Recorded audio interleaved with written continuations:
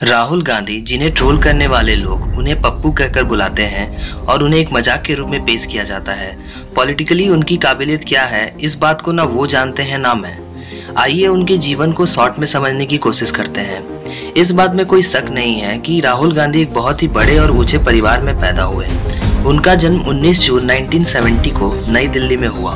पढ़ाई की शुरुआत उन्होंने दिल्ली के सेंट कोलंबस स्कूल से की और उसके बाद वे दून स्कूल में पढ़ाई करने के लिए चले गए। क्योंकि वे देश के सबसे बड़े राजनीतिक परिवार से संबंधित थे, सुरक्षा कारणों की वजह से उन्हें 2 साल घर पर ही पढ़ाई करना पड़ा। राहुल गांधी ने 1994 में हार्वर्ड यूनिवर्सिटी से आर्ट्स से ग्रेजुएशन कंप्लीट किया तथा उसके बाद 1995 में कैम्ब्रिज यूनिवर्सिटी से एमफिल की उपाधि प्राप्त की। ऐसा कहा जाता है कि उन्होंने 3 साल तक एक परामर्श कंपनी में काम किया था, जहां पे उन्होंने अपना नाम रॉल विल्सी बताया था, जिसका इस्तेमाल करके बीजेपी उनकी काफी आलोचना करती है कि उन्हें भारतीय होने पर शर्म महसूस होती है, इसलिए उन्होंने ऐसा किया। जबकि कांग्रेस सुरक्षा कारणों का हवाला देती नजर आती है, क्योंकि उनकी दादी इंदिरा गांधी और उनके बाद उनके पिता राजीव गांधी की हत्या इस बात का प्रमाण देती है। उनका राजनीतिक जीवन 2004 में शुरू हुआ। उन्होंने अपने पिता के पूर्व निर्वाचन क्षेत्र अमेठी से चुनाव लड़ा और 1 लाख के अंतर से जीते भी। के बाद वे राजनीति में काफी हद तक एक्टिव रहे थे। 2007 के विधानसभा चुनाव में उन्होंने अपने पार्टी के लिए कार्य किया। 2009 के लोकसभा चुनाव में वे फिर से अमेठी सीट को 3,33,000 वोटों से जीते। उत्तर प्रदेश में भी उनकी पार्टी ने 80 में से 21 सीटें जीती, जिसका श्रेय उन्हें ही दिया गया था।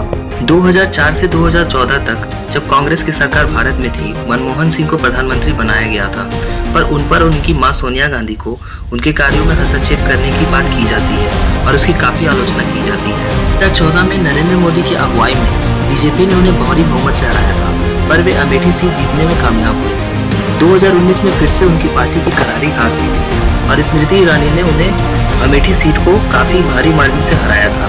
उस वक्त राहुल गांधी कांग्रेस पार्टी की अगुवाई कर रहे थे। इस हार की जिम्मेदारी लेते हुए उन्होंने कांग्रेस के अध्यक्ष पद से इस्तीफा दे दिया था।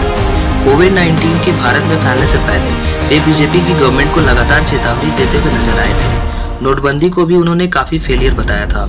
2022 में उन्होंने भारत जोड़ो यात्रा की शुरुआत की, जिसमें 5 महीनों में करीब 4080 किलोमीटर की दूरी तय की गई थी। 14 जनवरी 2024 को उन्होंने भारत जोड़ो न्याय यात्रा की शुरुआत की। मणिपुर से इसकी शुरुआत हुई तथा 20 मार्च को मुंबई में इसकी समाप्ति की गई थी।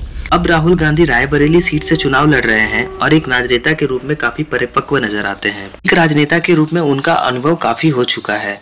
अब उन्हें पप्पू कहना या ना कहना, ये मैं आप पे छोड़ता हूँ। राहुल गांधी के बारे में आप क्या सोचते हैं, अपनी राय कमेंट करें और हमें सब्सक्राइब करना ना भूलें। Thanks for watching.